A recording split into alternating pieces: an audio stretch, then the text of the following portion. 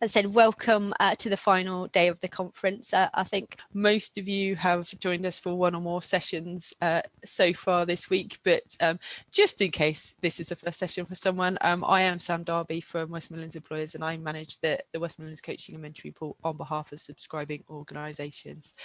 It's great to have you part of the conference and this session this morning, and I hope you're looking forward to getting a lot from it.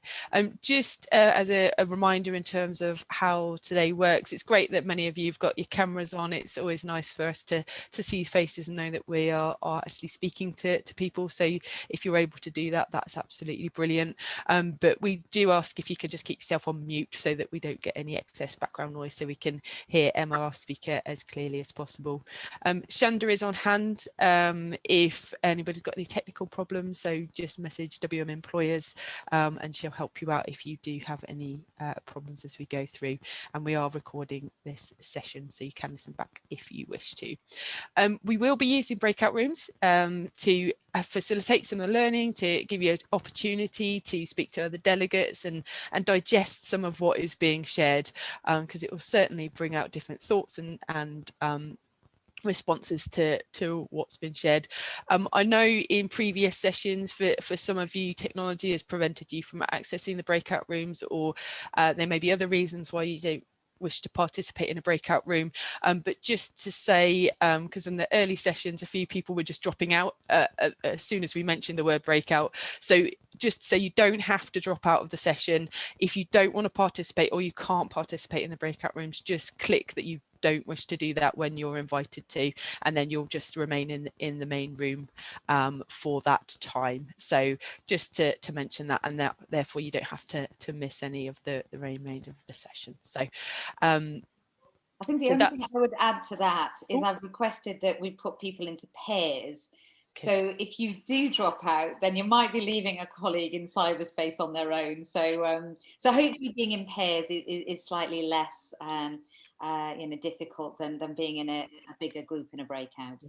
No, that's fine. And if you do find yourself on your own, we will be able to allocate you to another group, and there's a little help button that you can press if you do need any support during the breakout sessions as well. So so that's great, brilliant. I hope we'll look forward to those, and we'll move on to the main session. So just to kind of frame why we brought this session to the conference, as you'll be aware, this year's conference title has been Getting Behind the Mask and Understanding What's Going On Under the Surface that Drives Our Behaviours and Cultures.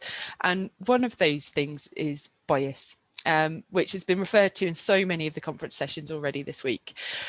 We all have a bias, but we don't always recognise it or the impact that it has on others. And Emma, our next speaker, has been working with WME for a few years now, delivering our own conscious bias course, and has been really helping individuals and organisations become more aware about how bias impacts on our decisions and opinions, and it's a fascinating topic, and I think an essential one for coaches and mentors to have a greater depth of knowledge in, so that we can better understand, what might get in our way of working with different types of people and across different cultures in our coaching and mentoring practice, but also so that we can effectively challenge any inappropriate behaviours that we might see as a result of bias as well. So I'm really looking forward to this session and really pleased to have Emma guiding us through and sharing her expertise. So over to you, Emma. Great stuff. Well, thank you so much for having me, and it's lovely to see a sea of faces in front of me. So let's start. Who am I? My name is Emma Rees. I'm a business psychologist, and I run an organisation called Inspiring Insights. And what we do fundamentally is help people to be brilliant at work, ideally all over the world, and so therefore I used to do an awful lot of international travel, and now at the moment I do an awful lot of international Zoom meetings. But that's kind of me. So what are we here to do today? You've chosen to be in this session, so I'd love it, if you've got a particular reason for coming here, if there's something you particularly want to get out of this session, if you can pop it into chat, and then Sam and Shanda will kind of manage that and help make sure that I try and meet as many needs as I can.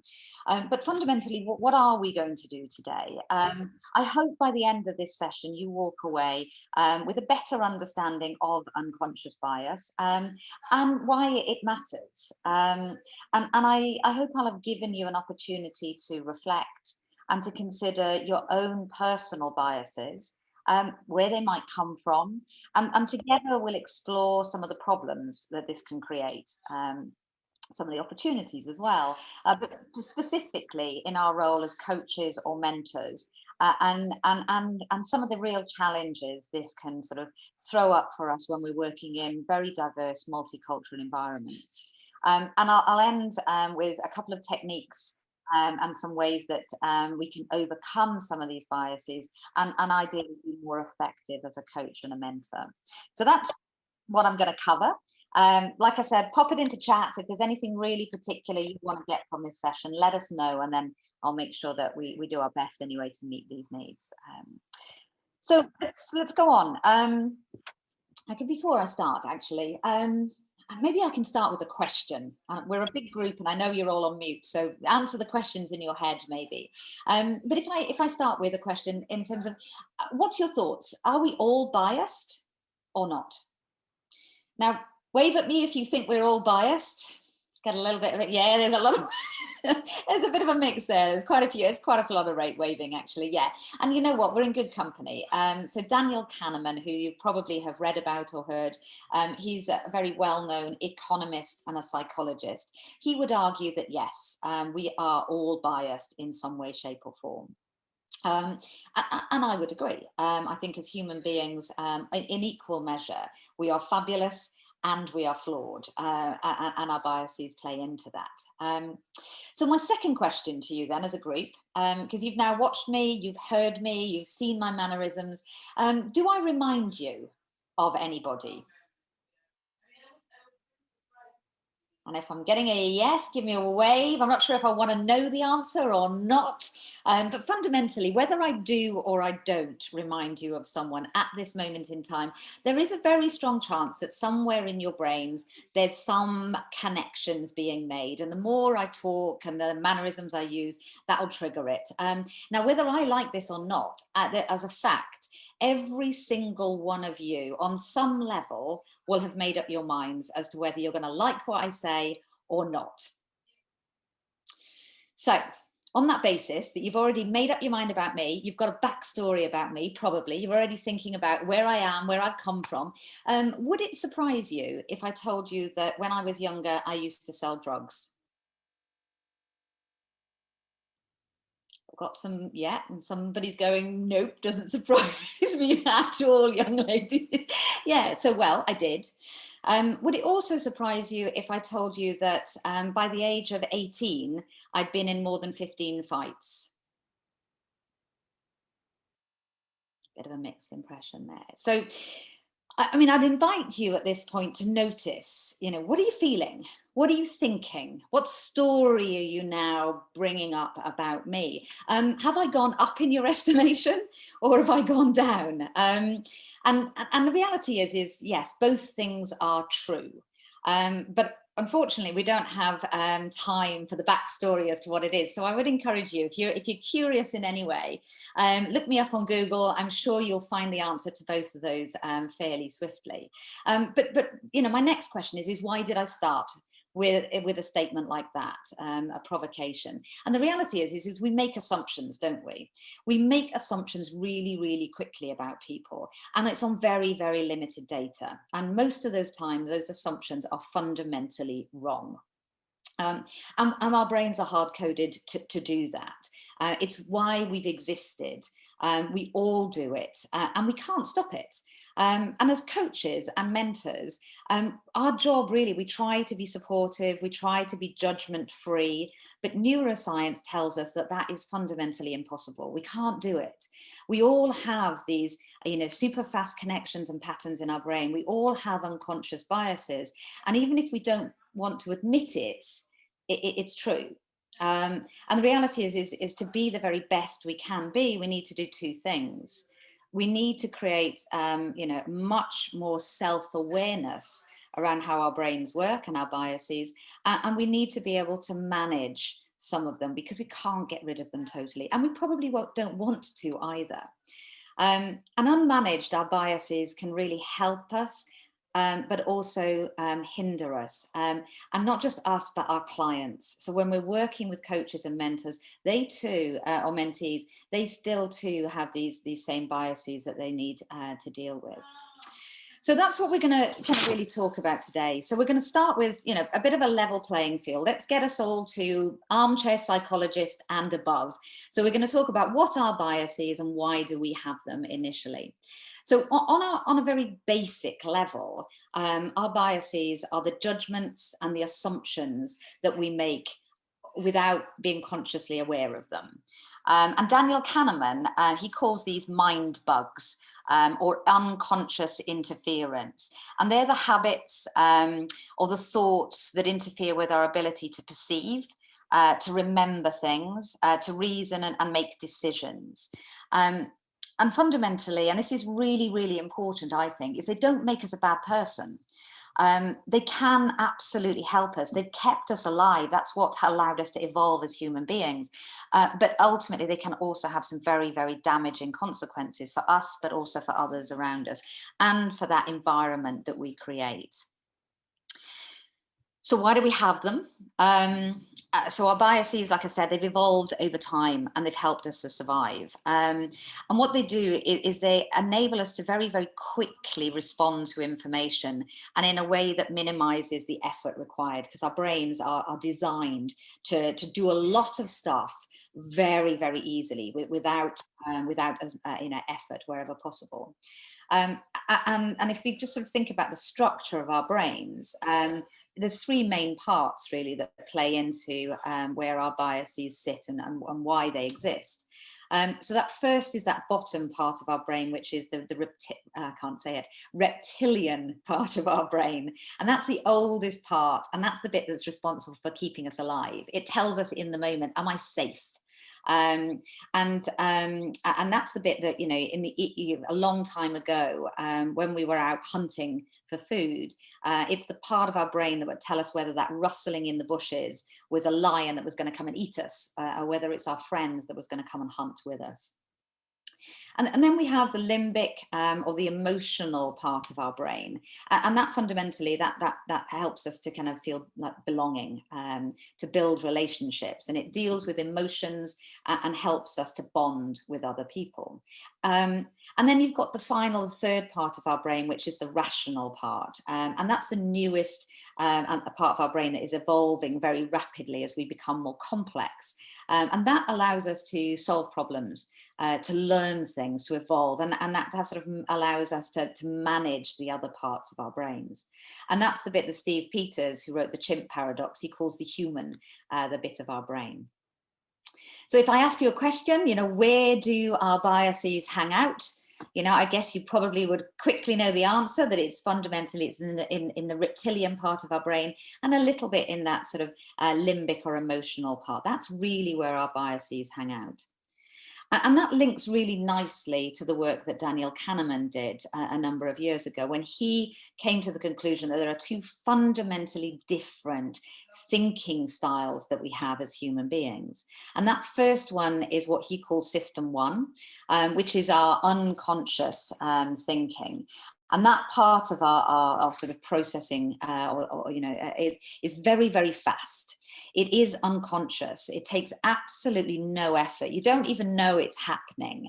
And there's no kind of self-awareness going on. And it's that part of our brain that allows us to drive from Wolverhampton to Derby, and not even know how we've got there. You're just kind of like, oh gosh, I'm there because I'm actually multitasking and talking about something else, because it runs on autopilot.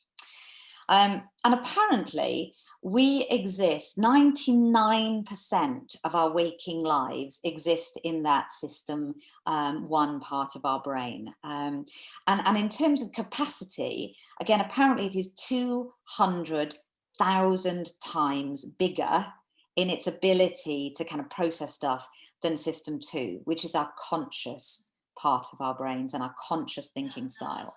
And that differs because one, it's tiny in comparison. It's also quite rule driven. So when we're operating in our conscious thinking, what we do is we tend to go back to our past. We apply something that you'd experienced elsewhere, and then we bring that forth and we apply it to the new and novel situation that we're really concentrating about. So it's slow, it's clunky, it takes a ton of effort. Fundamentally, we can't multitask when we're working in our conscious. It's that thing when we start to really think about something, we stop. We can't walk. We can't multitask at all. And that's where we've got a lot of self-awareness, and that's where we're really reflective. But like I said, it's tiny. It doesn't happen very often. And when you think about it, what runs the show? System one runs the show, and that's where our biases manifest and hang out and come to the fore. So, see if I can move this forwards. That's a bit about how it works. Where do our biases come from? And they arise from a number of different places. So the first thing is background and culture. And all the armchair psychologists among us will know that those childhood experiences shape us more than maybe the ones we have now. We all kind of know, and we've probably heard of the negativity bias. So, challenging, difficult, negative situations have a bigger impact on what we carry forwards into our present, into our future.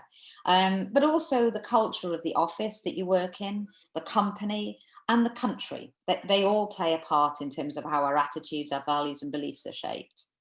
Our family, our colleagues that we hang out with, so if you're thinking about your own particular biases or that of your coaches, it's really useful to think about, who shaped you the most now and in your past, and that will help you to think about some of the ways that you might perceive the world now that might help you or hinder you. And then we've got the social media aspect. So it used to be quite easy in the old days where you choose the Guardian newspaper or the Telegraph or the Sun, and that way you knew what you were getting. But nowadays you've got social media, and that's increasingly powerful because it's often invisible. And what we know is it's now more and more manipulated in terms of what we see on social media. And it's accentuated by the fact that as human beings, we're incredibly selective about who we follow, who we hang out with in social media. And there's a wonderful piece of research, which I'm going to paraphrase massively, but fundamentally what they came to the conclusion is, as human beings, we are narcissistic and we're lazy. So we're narcissistic in social media. We follow people who are like us, who follow people who are like us, who follow people who are like us. And we get this kind of little echo chamber bubble of what we see in the world looks fundamentally different to what you would see if I went into your social media account. And the laziness is that we very, very, very rarely step out of our bubble and we go and actually hang out with other people. So in an office environment, that plays out because people rarely go from the 4th floor to the 2nd floor. We don't do it. We don't walk 10 meters across the room.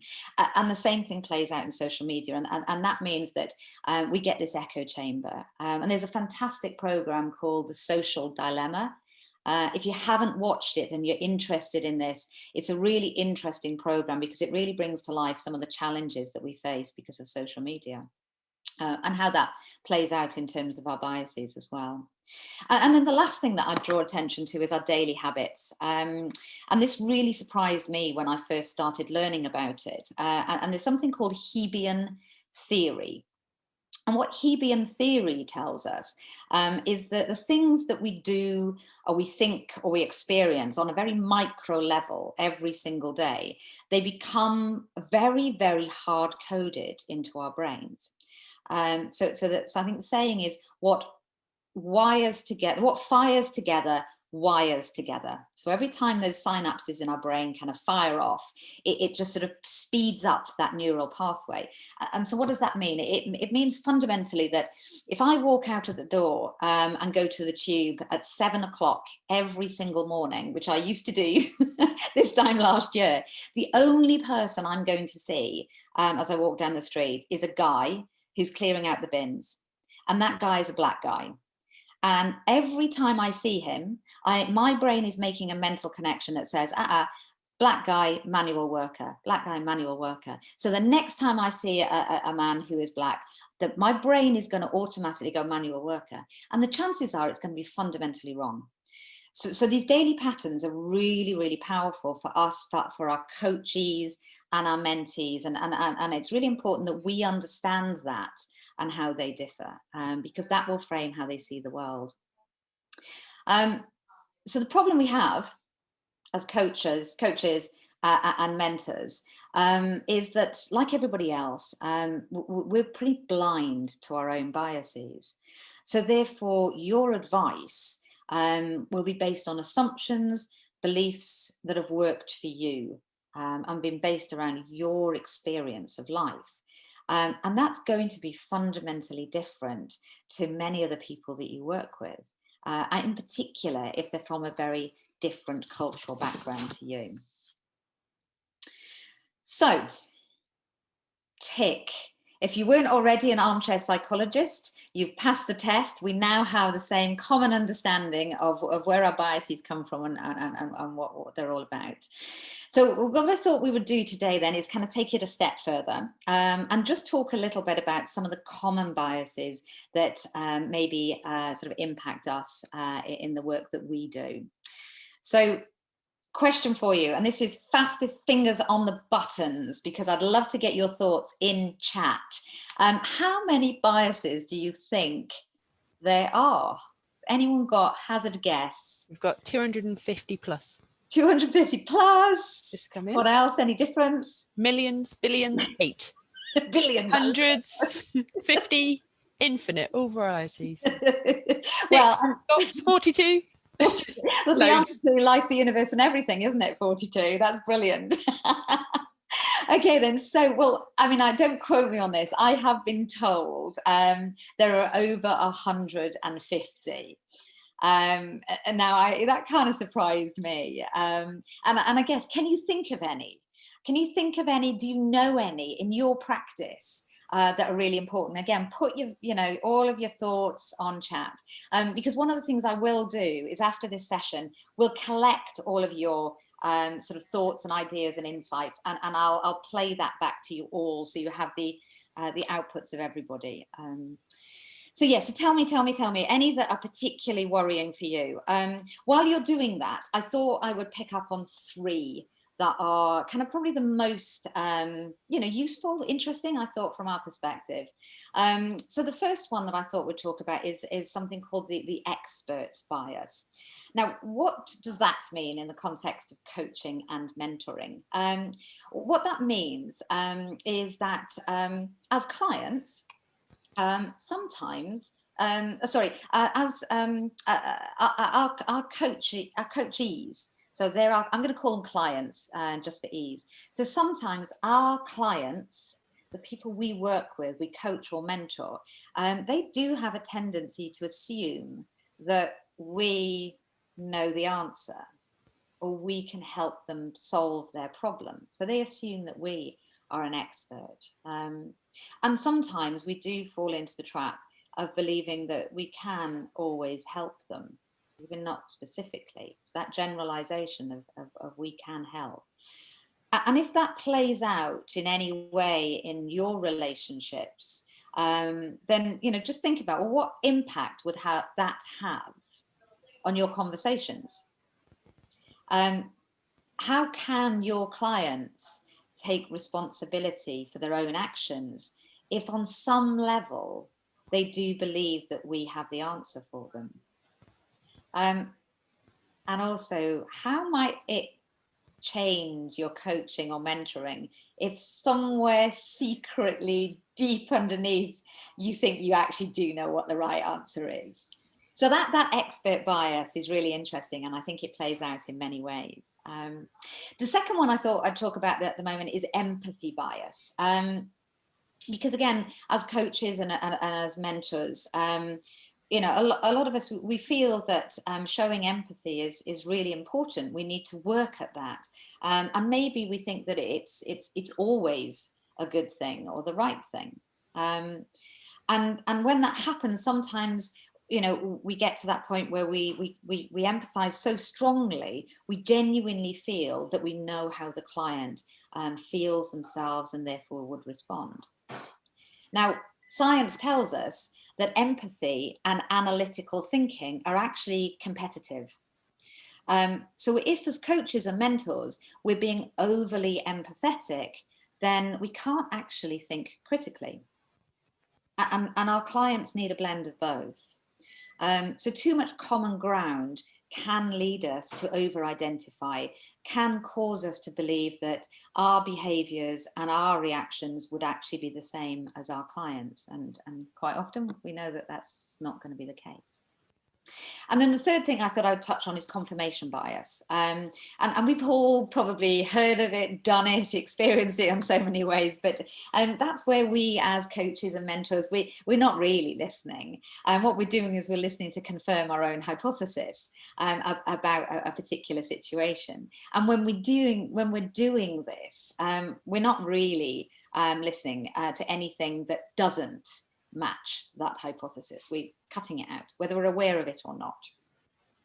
So those are three common biases. You've got loads, I think, in chat. So Sam, I don't know if you want to sort of pull out maybe, you know, a couple that might have been coming up a couple of times before, because I'm going to send you now into a bit of a reflective breakout to try and make sense of some of this. Sam, is there anything that's kind of popped up?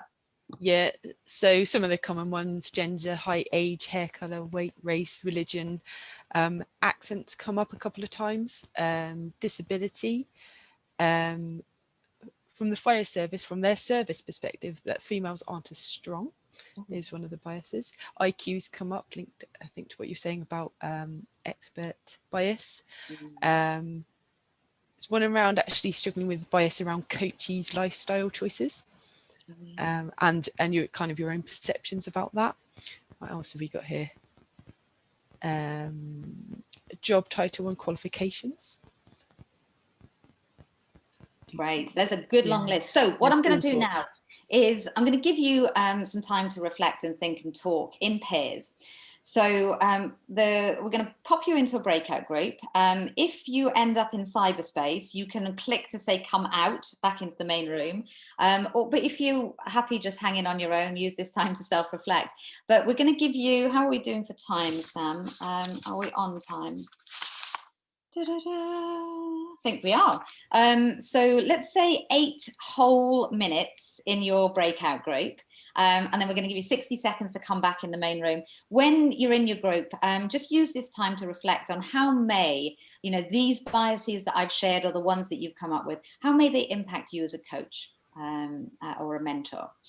So if that feels okay, give me a thumbs up. Lots of thumbs up, excellent. Not quite sure what to do with it, and it says thumbs down. But Sam, Shanda, do you want to press the magic button, and I'll see you again in 8 minutes time. So again, what I'd really encourage you to do now is, if there were any particular insights that came from that discussion, if there was any practical things that you thought, you know, this could be helpful, please do share any ideas, any thoughts, any questions in chat. Because like I said, what I'll do is I'll try and pull together any pearls of wisdom and share that back out with this group as a community. So please do that. And what I will do while you're tapping away is we'll carry on. So hopefully that gave you some reflective time. So we said there were apparently 150 different biases that we sort of have to grapple with as human beings. We've touched on at least 3. So the good news is the other 147 can be, broadly speaking, clustered or bucketed into 4 categories. And what I'm going to do is I'm going to talk you through those 4 categories now, because at least you'll have those 4 things that you can take into your practice and be more aware of. So the first one is around information overload. Because what happens when we are bombarded with too much information as human beings, we simplify. And for those of you that are kind of reading this screen now, you know, you can't call it out because there's too many of us, but you know, what does this sign say? So for some of you, like me, when I first saw this, I read it as, I love Paris in the springtime. Yeah, so what? For the really astute ones, will already have picked up that it actually says, I love Paris in the springtime. Now, how many of you noticed that immediately? How many of you didn't notice it at all? And you know what? This is what we do. We fall into this trap. When we have too much information, what our brains do is it focuses on the things that are most familiar to us, and it ignores anything that's irrelevant. It doesn't make sense. You know, why on earth would he have a double the? That's why we can't proofread our own work, because we fundamentally can't spot these things. And because we can't spot them, you know, we think we're right when we're actually wrong. And the reality is apparently we are hit by 11 million bits of data at every second of our waking lives. And our brain's capacity, it's able to process 40. So 11 million bits of data, our brains can deal with 40, which is mad. And this kind of relates a little bit to the confirmation bias that you talked about. So what can we do when we're working with clients, coachees and mentees, because they will be faced with it? So some of the things we can do is around, you know, the great questions that we pose to people, because that's one of our kind of real superpowers, I think. So the types of questions that you can pose in this instance to kind of broaden people's horizons, to help them to understand some of the things that they might be cutting out, they might be missing. You know, simply asking that question, you know, what might you be missing here? You know, maybe what about this challenge or that situation? What is it about this situation that challenges your beliefs, your values, your thoughts? And one of the practices we all know that really helps people is to get them to think about their problem from a different situation. And that's a great technique to help overcome this type of information overload bias. Challenging people to say, well, look, if you took an opposing stance, you know, what would you notice? What would your decision be? So that technique is really, really powerful when we're talking about those categories of bias that fall under that too much information, oversimplification. So the next type of bias, the category, is not having enough meaning in situations. Because what do we do as human beings? If there's not enough meaning in a situation, we apply it, because that's what we're hard-coded to do. So again, if you look at this picture, talk to me, put it into chat, and maybe Sam, if you can tell me what's going into chat. When you look at this picture on the screen, what do you see? Got hexagons, cubes. A couple of people see cubes. Yes. A white cube in front of black dots. Circles. Mm-hmm. A 3D box. A diamond. Mm-hmm. Lots of cubes. Lots and lots of cubes. You know what? That pretty much every time I put this up in front of a group, the majority of people say, I see a cube. Now, the reality is look at that picture. Is there a cube? Really? Is there a cube? Now, the reality is there isn't actually a cube. What there is in this picture is a series of black blobs with some random shapes cut out of it. But what is happening is our brains are, they're sense-making machines. Every time we look at something, we are hard-coded to try and make sense out of nonsense. So what our brains are doing is really, really helpfully, it's filling in the gaps. It's going, aha, I've seen this before. This is a cube and we've got a cube, da-da. But the reality, it isn't. There is no cube. Question, Sam, in any of the comments, has anyone put anything relating to CND or peace? Yep, we've got peace symbol, we've got pie chart, shapes, arrows. Yep. Bird Yep. footprints is the most unique one, I think. Love that one. I love them. So again, this is a great illustration of what our brains do. Our brains go back into our past and they go, ha, I've seen this before, CND, peace. And so therefore, on some level, we have an association with peace. Now, I guarantee you, if I put that question to a group in 20 years time, and they're all under the age of 30, not a single person is going to say peace, because there's a very strong chance they won't have experienced that association in their lives. So again, you're going to see this day in, day out in your practice. So again, what can we do? Questioning again. So when we're confronted for this by, ourselves or our client group, just asking the question, did you double check this? How? And did you triple check it and maybe check it again? Is there another way that this could be interpreted? And again, what it does, it just instantly puts people's brains into a place where they can start to appreciate that they might be wrong. There might be another way of looking at this. You could be a bit more directive in your coaching and your mentoring and say, come up with 3 ways that your conclusion could be wrong. And I bet you do this, sometimes without thinking, but this is a great technique when we're faced with this type of bias. So the third type of bias. So this is it. This is when we have to act fast. Now, I bet you a lot of you will have seen this question before, but if you haven't, let's see what your answer is. If you have, tell me what you thought the answer was in chat the first time you saw it. So the question, this question was posed by Daniel Kahneman when he was doing his original work into System 1 and System 2 thinking. So his question was, if a bat and a ball cost £1.10, the bat costs £1 more than the ball, how much does the ball cost? Answers in chat, and Sam, tell me what people are saying. We've got a variety of answers coming in. A number of people saying 5p, quite a few people saying 10p. I've not got any different answers to that so far. A lot more coming in at 10p. Okay, so those of you that said 10p, you're in good company, because Daniel Kahneman first asked his questions of maths undergraduates, and 80% of them said 10 pence. He then asked the same questions to the maths professors, and half of them said 10 pence. But unfortunately, you and them are wrong. The right answer is 5 pence.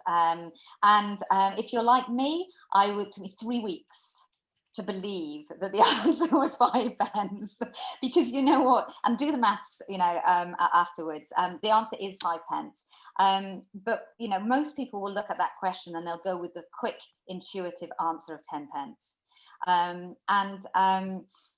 The interesting thing is when we're making these quick, intuitive decisions, which are broadly speaking wrong, we then got a double whammy, because something called choice supportive bias kicks in, and we become very, very wedded to our 10 pence decision. No, 10 pence is right. I cannot see that it's 5p.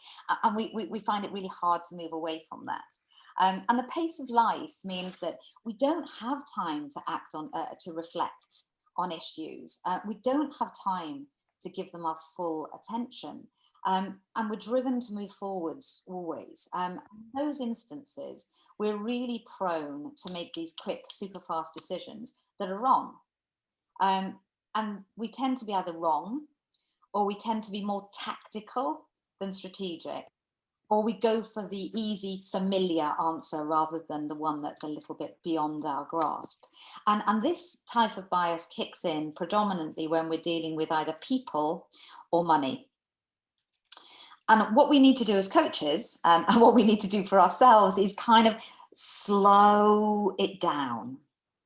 Give ourselves and other people the gift of time. And we also need to encourage ourselves and others to elongate our horizon of thinking, not that immediate, make it future, because that helps to widen the perspective, and it allows us to kind of entertain the idea that we might be wrong. So great questions are things like, stand in the future, how might your decision or your action be different 6 months from now? You know, what information have you sought? What information have you left out when you've come to this decision? So really broadening perspectives when we see that we're making these swift, intuitive decisions based on limited data. And then we've got the fourth bucket of biases that we have to contend with, and that's the you know, we've just got too much to remember. Our brains, I mean, my brain's like this big, I'm sure, and I'm stuffing it full with all of this information. And what happens when we've got too much information? We're selective. We are. What we do as human beings is we cannot remember everything, so we remember the important bits. And we put our own judgment on what's important. So we generalize as well as we select. And the other thing about memory, which is worth knowing, is our memory isn't correct most of the time. When we look back on a situation, we edit it. We reinforce what we think is important. So what we remember is not actually what we experienced. And we like, you know, generalizing, because generalizing makes things easy for us. They require less thinking. It plays into that system one brain brilliantly. Oops, how do I go forwards? So the types of questions you'd probably pose as a coach when you're dealing with this type of bias. If you want to be provocative, you know, ask the question, what have you chosen to ignore? That really kind of gets people thinking. You know, a bit softer is, you know, what are the known exceptions to this rule? And sometimes just calling it out, you know, because we all know we're selective in our memory and our choice of what we focus on. So, hey, I've given you now the 4 buckets of bias to add to your toolkit. So what I'm going to encourage you to do now is, we're not breaking out. Just grab a pen if you don't have it already, and let's take 60 seconds and just pause and reflect if there's ways that you could help your clients if they're in this type of situation, or maybe even be selfish and think of yourself. So let's just take 60 seconds to ponder. Okay, so if you've got any thoughts, tips you want to share, again, put it into chat and we'll move on. So let's go. So we've talked about different types of biases, and now we're just going to move forwards a little bit to talk about how that can play out in a multicultural context. So like every good psychologist, I had a little look at the data, and wow, when I look at the West Midlands, we are diverse as an area. So there's a chance that every single one of you will be working with people who look different to you, who are from different backgrounds, who've had completely different experiences growing up, and will hold different assumptions and biases to you.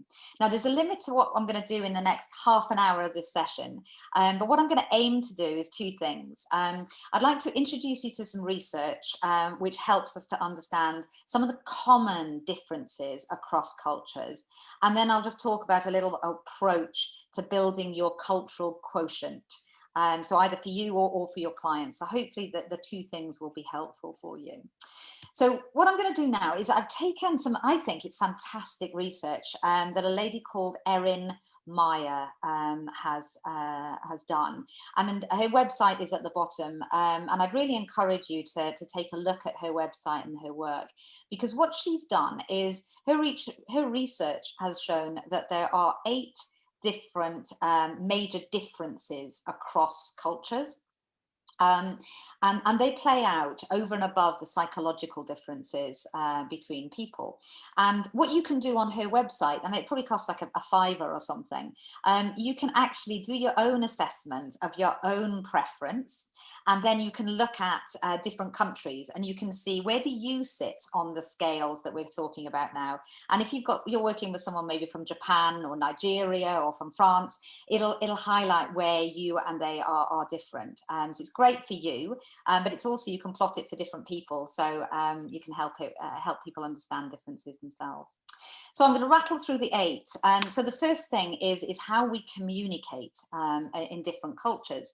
So some cultures have high context communication. So that's where communication is very sophisticated. It's layered, it's nuanced, things aren't clear. So that's cultures like China, India and France, where you've got sophisticated communication. And that differs, and it's a spectrum, but that differs to countries like the US, Germany, and the Netherlands in particular, where they're completely opposite. And their communication is very precise. It's very simple in comparison, and you know, it's face value. You know, what they say is what they mean. It's pretty straightforward. So you've got this big range of high context to low context communication styles. You've also then got how cultures evaluate, you know, and give feedback as well, and that differs quite substantially. So in some countries and some cultures, negative feedback is very direct. And in others, it's very circumspect, it's very kind of indirect, and sometimes it's totally avoided. We just don't do it. You know, so you've got this big range, and that's culturally driven. So for example, in France, again, I'm generalizing, but generally in France, context, communication is very high context. So their communication style is very sophisticated, it's very nuanced, but the way they give feedback is very direct. So you've actually got this really interesting difference with people who typically come from France, and it can kind of throw people, because it's like, wow, I wasn't expecting that level of directness. So that's where some of these things start to play out. In terms of differences of leadership and what does great leadership look like, that differs across cultures. So there are, in some cultures, you know, a lot of deference to hierarchy. So therefore leadership is expected to be the big leader at the top. And in other cultures, leadership is more egalitarian. It's more, you know, with the masses, versus being quite hierarchical. Now, interestingly, in the UK, we're slap bang in the middle of that spectrum. You've got Australia, you've got places like Sweden and Denmark, and they're terribly egalitarian in terms of their leadership, and you see that playing out when coachees are struggling sometimes, and that's completely opposite to countries, for instance, like Hungary. You've got Nigeria as an interesting one, so a lot of Africa, a lot of Asia, and Eastern Europe, they're actually quite hierarchical. So the big powerful leader is what is expected and what is valued. So when you've got groups of people, some from Sweden, some from Nigeria, someone from Asia, you've got some really interesting mix of expectations of what good leadership looks like. And then you've got how we make decisions, how we decide things. So in some cultures, it's very consensual. And others, it's very top-down decision making. And interesting, there's a general assumption that these egalitarian cultures are also quite consensual in their decision making. And sometimes it's not the case. So I used to do karate as a sport. That's giving it away. That's the punching in the face thing. So yeah, so karate was my sport. So I've got a real passion and have sort of been around Japanese culture for many, many years, and been over there many times. So if you're familiar with Japanese culture, it is very hierarchical. But at the same time, their decision making is incredibly consensual. And so you wouldn't expect those two naturally to be together. The other one is how do we disagree? And that differs across cultures. So some cultures, you know, we believe that a conflict is very healthy, very necessary. In others, it's something to be avoided, like the plague. So you've got Russia. I do a lot of work with people in Russia, and they're quite, you know, scary sometimes, because for them, I mean, conflict is just get in, do it. You know, Poland's very similar, and the Netherlands, you know, they kind of enjoy it. And that's diametrically opposed to cultures like Japan. Ghana's an interesting one. Thailand is probably one you would expect, where conflict is something that is really quite difficult, quite abhorrent in some respects. So again, you've got those playing out in multicultural groups. And that's over and above the psychological preferences that we have. And then Erin talked about our ability to persuade and our style of persuasion. So again, we've got personal preferences, we've got skill there, but across cultures, it tends to differ as well. And so generally in Southern Europe, people tend to persuade by laying out big, broad principles first, and then go to the facts that back up the argument they're trying to put across. And that differs to America. Here in the UK, where what we tend to do is we tend to start with facts and then we add the concepts later.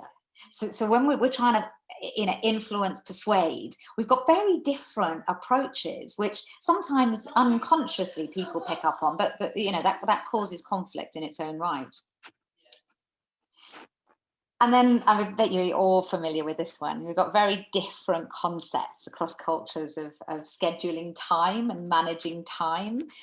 So we've got this concept in some cultures of organized time versus very flexible time. So we've all been on holiday, we've all been abroad, we've all experienced that big difference. And that can drive teams bonkers in my experience, that real difference in terms of how we value time and how we manage it.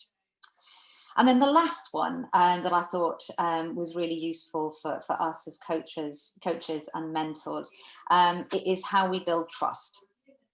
So again, everybody has slightly different individual ways of building trust, but across cultures, cultures that are more task orientated, so it's the UK, the US, Germany, what we tend to do is we tend to build trust through doing work. Do good work, I trust you, and we grow from there. But you go over to Latin America, so Brazil, China, India is another good one, where trust is fundamentally built on getting to know the other person through being known.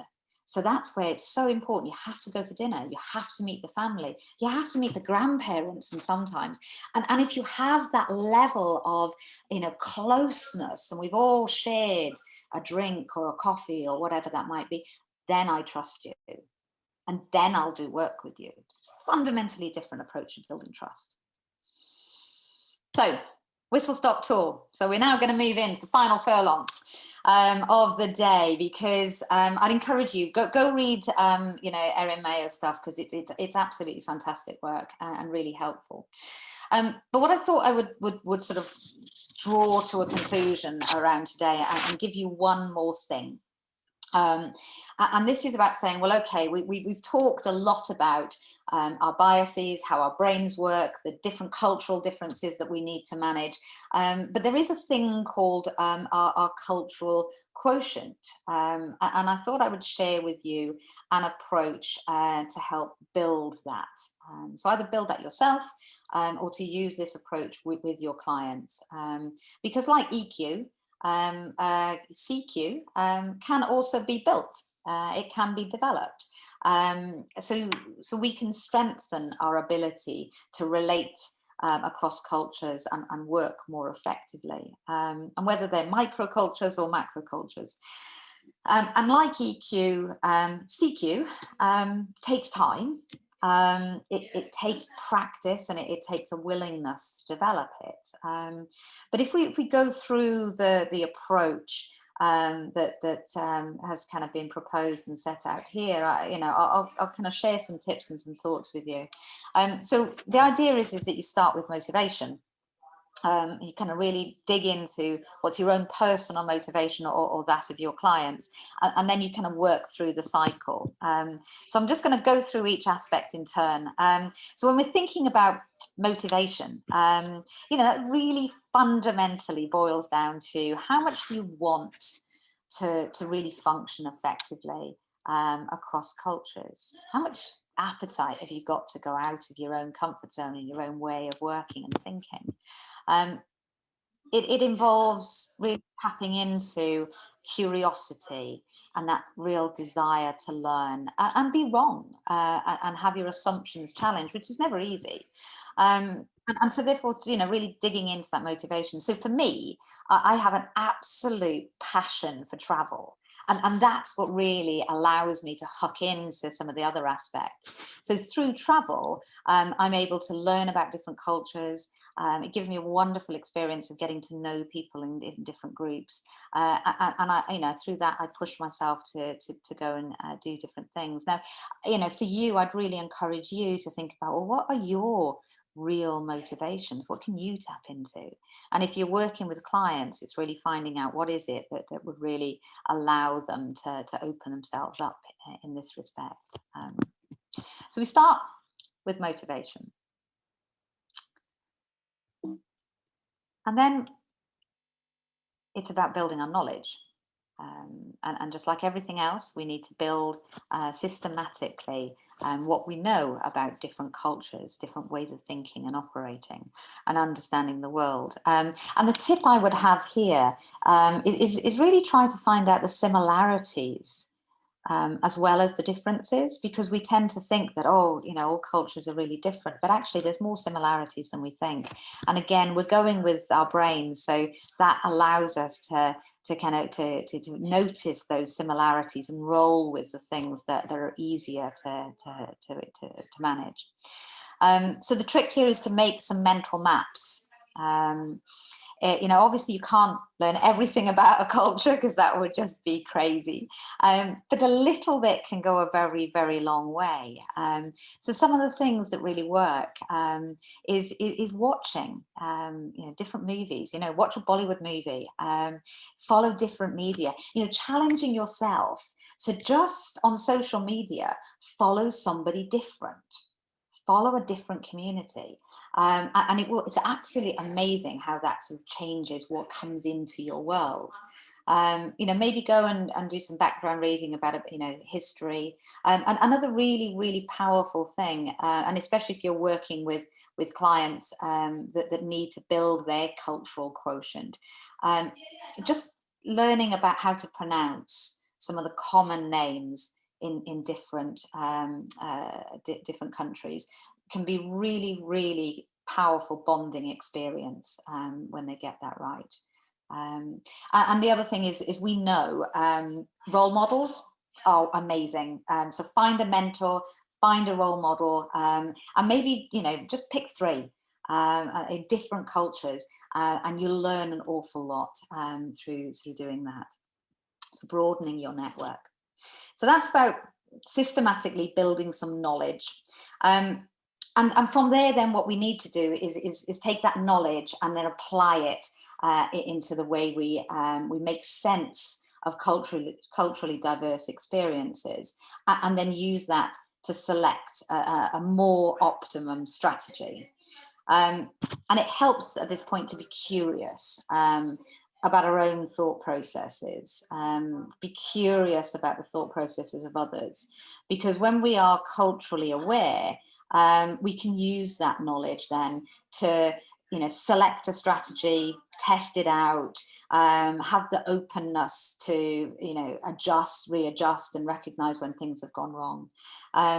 So it can help your clients or yourself at this stage to keep a diary of the observations you're making, keep a note of the particular things you try, and then reflect without judgment what worked, what didn't, and you slowly build that repertoire of strategies that are going to work more often than not in different cultures.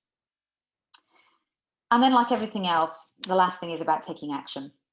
And when we decide to take action, there's a couple of things to be mindful of. And the first is that, over time, we will build a broader repertoire of verbal and non-verbal communication and behaviours to respond to different situations that require us to manage the preferences and the needs of different cultures. But being congruent is really, really important. And it's important to notice that congruence in terms of our language, our tone, and our body language as well. And I honestly think the more we can do to create that open dialogue where, you know, things aren't right or we don't just understand, you know, how do you do things around here? What makes you kind of see the world that way? Is just, you know, ask, ask to understand, and be humble enough to apologize when we make a mistake, because we will, and we always do. So that congruence is important, but also that humility to appreciate when things aren't or don't go as the way we planned. So that's an approach to building your cultural quotient, or maybe a model that you can use with your clients to help them think about it. So really now we have had a massive whistle-stop tour of a lot of things. What have we covered? We started at the beginning where we were talking about the concept of unconscious bias. You know, what's the psychology, the neuroscience? So you all passed the armchair psychologist pass mark. So well done. Give yourself a pat on the back. We talked about where our biases come from. You had a discussion about sort of 3 that I pulled out, and you probably went beyond that about some of the common biases that, you know, we have to grapple with in our practice. And then we've done a little bit of chat about differences between cultures, and I've given you an approach to maybe strengthen your CQ. So we've done a lot in about, whatever, 70 minutes. So my job now is to give you a little bit more headspace to make sense of it. Decide what you're going to take away from this session. And I would say, more importantly, what are you going to do? Are you going to do something different as a result of the discussion today? So what we're going to do is we're going to put you into 3s this time, aren't we, Shanda? Yeah. And how are we doing for time? I think let's give you another 8 minutes, because that means we can kind of come back into the room and wrap up, you know, gently. And what I'd encourage you to do in that sort of 8 minutes with your partners is to just pause and think, well, A, what's been most useful today? And B, what will you do? And I'm going to ask you when you come back to put some of that in chat, because I'd really love to understand what you're taking away, but also a little bit about accountability. If you put what you plan on doing, one thing, in chat, again, we'll play that back to you. So I'll play my part to be your accountability buddy. So give me a thumbs up if that all makes sense and you're comfortable with doing that.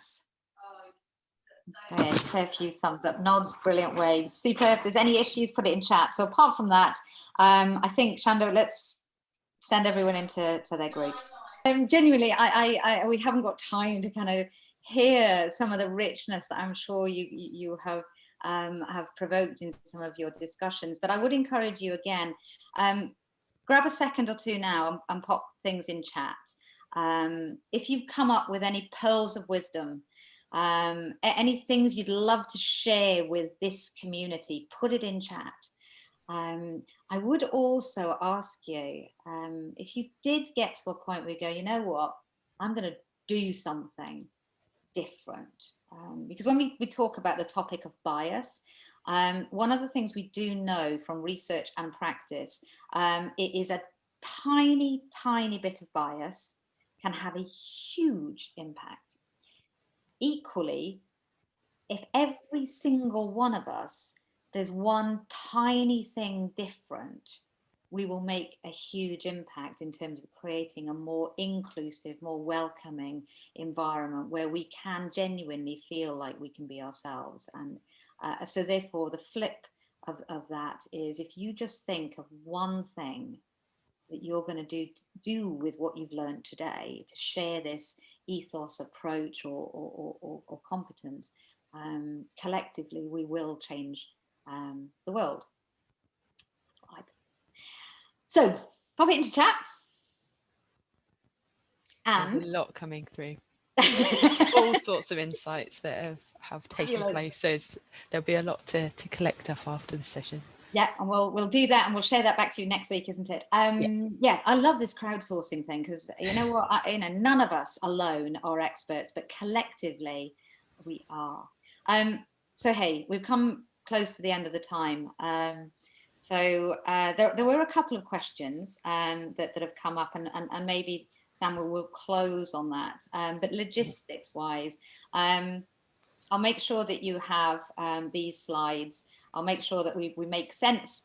We'll endeavour to make sense of all of the quality stuff that you put in, and we'll try not to generalise and simplify too much, but we'll try and make it easy for you. And I hope that you have I've piqued some curiosity there to go learn some more about this and maybe build your cultural quotient. But shall we end with a little bit on the questions, and then Yeah, so there were a couple of questions that came in earlier around a similar theme with regards to kind of multicultural challenges around bias or kind of history and how that impacts our bias. So for example, Lois shared that she was Caribbean background and was brought up in England, and asked the question, is a cultural way of doing things and bias, will that be quite diverse? And will you be able to see things from both sides, was another question that was come in, if you've got a variety of I suppose different backgrounds, or your family history has moved around. Yeah, and there's some good research that says the more diversity we have in our experiences, our background, so I mean, if I've talked with my proper Welsh accent, I'm from Wales, so I am not posh in English, I'm from Wales. So, when you actually dig into everybody's background, there's lots more diversity. So yeah, if you've been brought up in France, you've lived in the UK, you've worked in Nigeria, you know what, you have got, more depth of exposure. So there's a very strong chance you will see many more angles than people who've just been, where I was brought up is in Aberystwyth, Mid Wales. If I'd have stayed there, I'd have been very myopic and homogeneous in my view. So yes, there's a very strong chance you'll see more sides of the coin. You'll probably have more flexibility, and you've got that real depth and richness. So you may be even more confusing to other people. So there's a real onus, I would say, for us to disclose some of that diversity in our experience, so other people understand us better. The more we can put into our awareness, the better. Sam, we had one other sort of comment that I think you were going to kind of close on. I don't know whether I should hand at this point to you now to do that. Yeah, no, that's fine. Well, we were just sharing around, I suppose, the fact that within environments, within cultures, just because you meet one French person doesn't mean that it's going to be the same for all French people, for example. So it's bearing in mind, I suppose, the fact that there's a whole host of difference within cultures. But I think for me, just listening within this week and to some of the other sessions and Emma today, it's just heightened my my awareness and understanding around what I might look out for, or why somebody might take a certain attitude or approach because of what might have shaped them, and then being able to open that as part of the conversation is really valuable. It's certainly helped me think around actually why I might hold certain views and perspectives. And I shared with them, I grew up in Somerset. I had two people in my year group who were from ethnic backgrounds. I am now the only person in my immediate team who is white. I lived in Wales for a while. I moved to Birmingham, and it's a whole host of different faces, different variety of people that I get exposure to. And I think I'm really lucky that I get that naturally in what I do, where I am, on how I work. But it has helped this week for me to understand actually how some of my thoughts have been shaped prior to having that exposure as well. So I think that's just really useful, and like Emma said, sharing some of those up front with people can be really helpful to explain where you're coming from, and actually help others to recognize that they might have different views and perspectives as well. So thank you so much, Emma. That has been brilliant. It's certainly got a lot of chat. There's a whole host of stuff for us to look through and go through, and hopefully you'll be able to draw it into something valuable that we can share next week, along with the slides and the recordings from this week's conference. Thank you everybody for your participation. That's been absolutely brilliant. For those of you who are able to, we are doing a reflection session at 11:30, where we are literally going to spend some time in breakout rooms, in sessions, just thinking about actually what is it that we've learned this week, what is it that you want to take away, what is it that you want to do to grow your coaching practice. So please do come and join that if you would like to.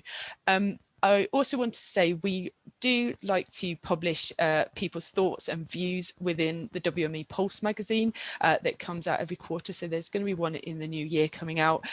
So if you've had any thoughts, any inspiration from either a particular session or something that's covered this week, we would love people to contribute to that. So if you're interested in writing an article or blog piece, it doesn't have to be masses, but something sharing of your thoughts, then please do get in touch and let us know if you are interested in doing that. You can either put a message in the chat now or drop either myself or the team at info@wmemployers.org.uk an email to say that you would like to be part of it. And if this is your last session for the conference, just a reminder, we will be sending out evaluation.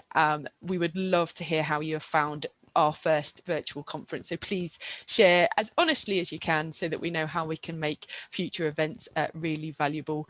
And you also have a chance to win the advanced coaching book and put yourself into the prize draw for that. So thank you ever so much, everybody. It's been great to have you part of the event, and I look forward to seeing some of you in about half an hour's time. Thanks a lot. Well, thank you for having me. Have a wonderful afternoon.